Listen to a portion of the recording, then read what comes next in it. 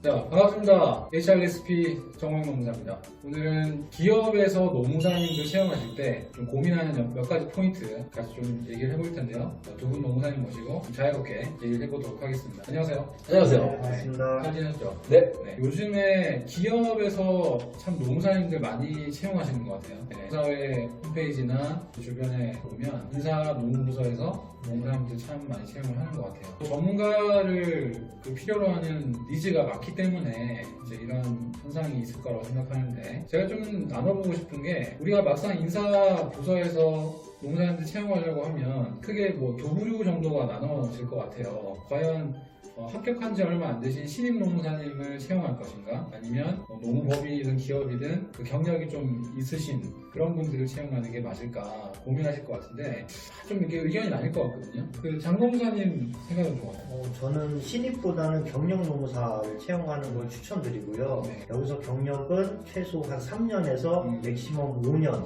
네. 또는 2년에서 5년 정도의 그 실무 경험, 노무법인 경력이든 아니면은 직장에서 인사노무 관련한 부서에서 있었던 그런 경력이 있는 노무사를 채용하는 걸 추천드리고, 보통 요새 학생들, 대학생들이나 그런 친구들이 이제 공부를 많이 해서 네. 합격률이 굉장히 높아요. 20대 합격률이. 근데 그냥 학교에서 공부만 하다가 시험을 딱 봐서 붙어서 채용을 하게 되면 당연히 일반 직장인보다는 노동법에 관한 지식이야 굉장히 높겠지만, 그거를 실무에 바로 적용할 수 있는 능력이 저는 좀 떨어진다고 보거든요. 그래서 전문 지식을 좀 활용할 수 있는 실무 경력이 필요하다고 봅니다. 기업 입장에서는 좀 더 실무적인 역량을 필요로 하니까 네네. 그 정도 경력이 좀 필요한 거 아니냐 네네. 말씀해 주시는 것 같고, 네. 그 김복준 노무사님 보실 때는 어때요? 저는 좀 의견이 다른데요. 네네. 저는 신입도 괜찮다고 생각해요. 이유는 사실은 HR에 대한 관심이 가장 중요하거든요. 그러니까 노무사인데 만약에 내가 취업이 좀 어려워서 노무사 자격을 이렇게 따신 분도 계시고, 정말 내가 한번 HR 영역에서 한번 일을 해보겠다는 분들도 계시잖아요. 그랬을 때 채용을 하고 나면 차이가 굉장히 크게 납니다. 그래서 그냥 내가 취업을 목적으로 자격증을 따신 분은 업무적으로 좀 어려움이 생기죠. 네. 하지만 신입이라 하더라도 내가 정말 HR 영역에 승부를 해보겠다 이런 생각을 가지신 분은 굉장히 업무 성과가 높아요. 그렇기 때문에 저는 신입도 충분히 가능하다고 보고. 자, 그러면은 뭐 신입 노무사님이 필요할 수도 있고 경력 노무사님이 또 중요할 수도 있고, 회사 사정에 맞게끔 운영을 하시면 될 것 같은데, 이 채용 분야에 있어서 좀 고민되는 부분이, 회사는 인사 분야가 있고 또 노무 분야가 나뉘죠. 네. 또 이제 어떤 회사는 이제 같이 하는 경우도 있는데, 그 노무사라는 전문가 분들을 채용하실 때 HR 분야로 배치하는 게 좀 나을까, 아니면 노무 분야로 배치하는 게 나을까? 아무래도 제가 볼 때는 현실적으로는 노무 분야에 대한 선호도가 좀 더 많은 것 같은데, 이런 부분에 대해서도 좀 편하게 얘기를 대표님 먼저 한번 얘기해 보시겠어요? 예. 저는 좀 생각이 다른데요. 네. HR과 노무 분야 모두 다 이제 사실 스텝 성격이 강해요. 그렇죠. 소위 말해서 헤드쿼터인데, 이제 노무사분들도 자격 취득하면 본사에서 좀 근무를 원하죠. 근무 환경도 좀 좋고 기획 업무도 할 수 있어 좀 매력적으로 좀 보이지만, 사실은 저는 사업부 쪽으로 좀 배치를 하는 게 좋지 않을까. 현업부서. 소위 말해 현업이죠. 네. 그래서 유통업이다. 그러면 이제 매장 쪽에서 직접, 물론 이제 매장의 담당자는 좀 적절하지 않을 수 있고요. 그 매장 안에 스텝이 있어요.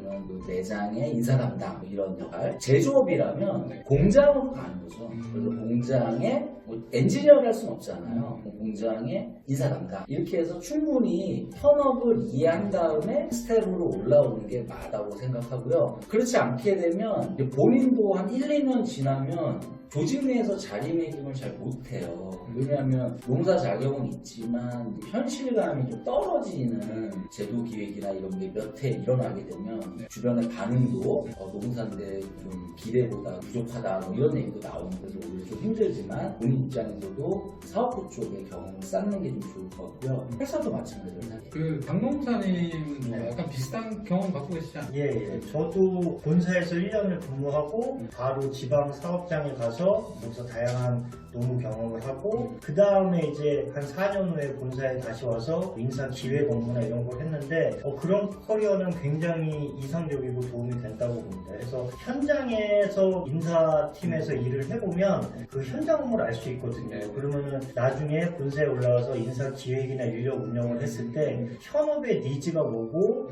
뭐 리스크는 뭔지 이런 걸 정확히 파악하고 제도를 만들 수 있기 때문에 그런 게 필요하다고 보고, 인사 팀장님이나들은 노무사가 노무 담당이다 이런 편견은 좀 버리셨으면 좋겠어요. 왜냐면은 노무에만 노동법이 쓰이는 게 아니고 아시다시피 채용, 평가, 보상 이런 데 다 노동법이, 근로기준법이 특히 적용이 되기 때문에 모든 분야에서 활용이 가능하고, 이거는 다 서로 간에 연결이 돼 있기 때문에 뭐 어디까지는 노동법이 필요하고 어디는 필요 없다 이렇게 생각은 안 해주세요. 뭐 의견이 다르다는 관점보다는 기업 안으로 들어갔을 때 네. 그런 부분을 간과하기 쉬운데 좀 중요한 부분인 것 같아요. 제가 궁금한 게 실제 기업에서 네. 그런 노무에서 HR로 옮긴다든지 HR에서 노무로 옮긴다든지 약간 인사노무 같은 영역처럼 보이지만 좀 다르잖아요. 다르죠. 이런 사례가 좀 많습니까? 기업의 문화에 좀 차이가 있고, 순환보직을 하는 기업들은 말씀드린 사업부에서 이제 본사로 들어오고, 본사 내에서도 노무와 인사 이동이 굉장히 자유로워요. 네. 그리고 활발한데, 또 일부 부서는 노무면 그냥 노무다, 뭐 인사면 인사다 이렇게 하는 경우가 또 있어요. 네. 근데 저는 인사 노무를 이렇게 나누는 그런 그 경력 관리는 바람직하지 않은 것 같아요. 그리고 궁극적으로는 이제 HR 관점으로 바라봐야 되기 때문에 이 노동법을 기초해서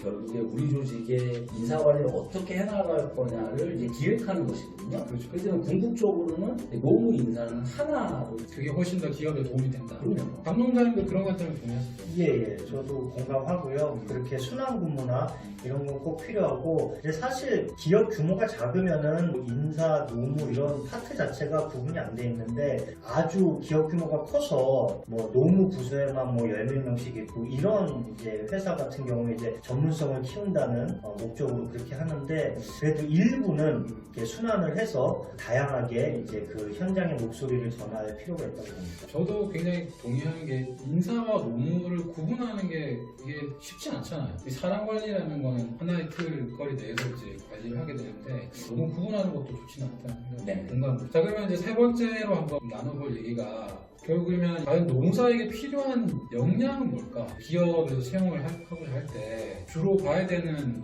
역량 포인트는 어떤 게 있을까? 뭐 장동사님이 만약에 채용을 딱 노무사를 하신다면 어떤 걸 보세요? 저희가 뭐 역량에 대한 강의도 하지만, 역량은 습득이 가능한 역량이 있고 습득이 좀 어려운 역량이 있는데, 그 중에 이제 어려운 역량이 성향이라는 거죠. 네. 자기의 스타일이나 성격, 성향 이런 건데, 저는 그 부분이 중요하다고 봅니다. 그래서 무조건 밝은 사람 이런 건 아니지만, 일단은 기본적으로 노무가 됐든 인사가 됐든 회사 사내 사람들을 많이 만나야 되는, 그렇죠. 그거는 뭐 숙명이거든요. 그렇기 때문에 사람 만나는 거에 대해 스트레스를 많이 받지 않고 그런 걸 좀 즐기고, 다만 이제 만나는 방법은 꼭 술자리가 되어야 될 필요는 없고요. 다양한 방법으로 개발을 하면 되지만, 만나는 것 자체, 새로운 사람을 만나는 것 자체에 대한 부담을 많이 느끼는 그런 성향의 직원은 좀 피하는 게 좋을 것 같아요. 그렇죠. 딱 주어진 일만 하는 걸 좋아하는 사람은 기본적으로 사람을 만나야 되는데 스트레스가 발생할 수 있으니까 힘든 일이 될 것 같은데, 제가 볼 때는 제일 중요한 역량은 결국은 문제 해결력인 것 같아요. 문제 해결력. 그 인사 분야나 노무 분야 일을 하시다 보면 뭐 계절화된 것도 아니고 예측된 대로 가는 것도 아니잖아요. 늘 변수가 생기고 어떤 정성적인 판단도 필요하고 설득도 해야 되고, 근데 근거가 불분명한 경우도 많고, 근데 과제는 주어서 풀어야 되는 이런 문제들이 많아서 정말 그 문제 해결 이 능력이라는 게 상당히 이제 중요할 것 같고, 그런 측면에서 그 노무사님 뽑으실 때 문제 해결 역량이 있는가 하는 걸 좀 바라보시는 게 중요할 것 같아요. 대표님은 어떠세요? 저는 노무사 역량 중에서 하나를 꼽자면 변화 관리 역량. 영화 관리 역량. 예, 왜냐면 결국 조직의 이 HR을 변화시키는 거거든요. 그렇죠. 그렇기 때문에 물론 이제 문제를 파악하고 해결하는 역량도 필요하죠. 하지만 좌절되거나 포기가 일어나면 안 되거든요. 그래서 끝까지 이 문제를 내가 해결해 나가는 그런 것은 사실 변화 관리 관점이기 때문에, 네. 그래서 노무사 채용한다면 꼭 이런 질문을 좀 던져봤으면 좋겠어요. 네, 어떤 지금 삶 속에서 큰 변화를 한번 이뤄본 적이 있는지, 동아리 활동도 좋고요. 아니면 자기의 뭐 경력에서도 좋고 쭉 순탄하게 물론 뭐 사는 것도 물론 가능하겠지만 그런 포인트가 다 있을 텐데 그런 걸 통해 가지고 뭐 파악하는 게 좀 필요하지 않을까 싶어요. 어떻게 보면 역경과 고난을 좀 헤쳐나갈 수 있어야 된다는 관점처럼. 그렇죠. 헝그리 정신 필요합니다. 예, 인사 쪽이 뭐 이렇게 꽃밭이 아니거든요. 근데 대부분 뭐 인사라고 그러면 이렇게 어깨에 힘 주고 내가 뭐 이렇게 고난을 가졌어 이렇게 보시는 분들도 간혹 계셔요. 근데 그런 것보다는 정말 내가 이걸 어떻게 헤쳐나갈 거냐 네. 이런 생각이 좀 더 중요하지 않을까 싶어요. 뭐 공감되는 말씀입니다. 정말 꽃밭에 좀 많이 계셨던 것 같은데. 아니, 저 험지에 많이 있어가지고. 그러니까 오늘 이제 노무사 채용 전략 이런 주제로 몇 가지 포인트 좀 살펴봤는데 사람을 이렇게 채용하는 거, 특히 전문가를 채용하는 거 참 쉽지 않죠. 회사마다 또 담당자분들마다 생각이 많이 다를 텐데 오늘 내용 참고하셔가지고 좋은 또 인재를 뽑는데 작은 도움이 됐으면 좋겠습니다. 자, 오늘 감사드리고요. 네. 다음번에 또 좋은 영상으로 뵙도록 하겠습니다. 지금까지 HRSP였습니다. 감사합니다. 감사합니다.